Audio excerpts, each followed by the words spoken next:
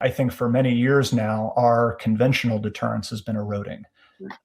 I think that is what China's military modernization is ultimately achieving, which is the sense in U.S. minds that it's becoming harder and harder to actually achieve the policy objectives that we've had in place for in many cases decades. And I think the broader challenge here is sort of to the if you could call it sort of the American way of war.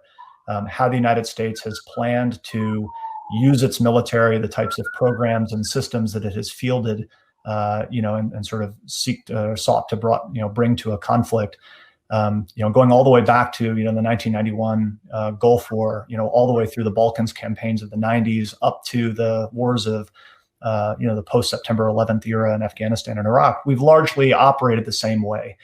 We've assumed that we would have large forward operating bases that would largely be sanctuaries for our forces, that we would control the timing of any conflict that happened. So even in the event of an act of aggression starting a conflict, whether it's Saddam's invasion of Kuwait, the 9/11 attacks, we would basically be able to muster the response on a timeline of our choosing, often many, many months after that initial act of aggression occurred. And that when we then sort of sent our forces into combat, they would have, significant qualitative kind of technological dominance over the military forces that they were going to be fighting. They would be able to move and shoot and communicate permissively. They would be able to penetrate sort of deep into enemy territory, hide and evade detection pretty effectively, and really just dominate even opponents that had, kind of superior mass, superior size or quantity of forces. And I think what we've been seeing with China is, again, that multi-decade attempt to build up military forces to call into question how the United States fights has now put us in a place where I think many of the things that we have been saying that we would do and planning to do are increasingly in question as to whether we would be able to do them at an acceptable level of risk.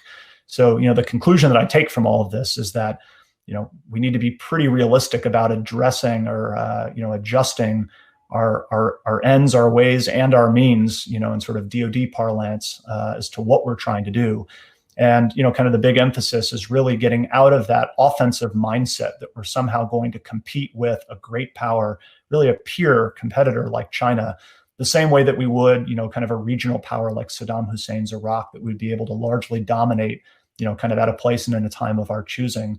And really the goal that we're going to have to seek here is not sort of the reestablishment of American military primacy that we've enjoyed since the end of the Cold War, but really a more defensive goal in denying military dominance to China.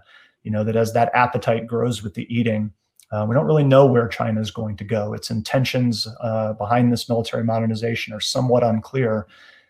We need to have in place the ability to deter acts of aggression, coercion, sort of power projection by their military into the areas of Asia that we care about, vis-a-vis our allies and partners, and things that are of economic interest and other interest to us. We have to have the ability to defend those things. And that looks very different, I think, when you start thinking through the implications of the objectives that the U.S. military would have, the ways that we would use military power, the types of capabilities we would have to bring to bear, for that type of a defensive fight where you're essentially trying to fight a war of denial, preventing, an adversary from controlling territory or space, projecting power. It is a different problem than the one we have been seeking to solve, I think, for many decades now. And it leads, I think, to a lot of different conclusions. And that's where I think emerging technology has we have a real opportunity with some of these emerging technologies to really capitalize on that. And even in the absence of the kind of primacy that we've had for the past few decades, I think it's possible to establish a U.S. position and U.S. forces around realistic objectives that ultimately defend the things, people, places, and things in the world that we care about the most.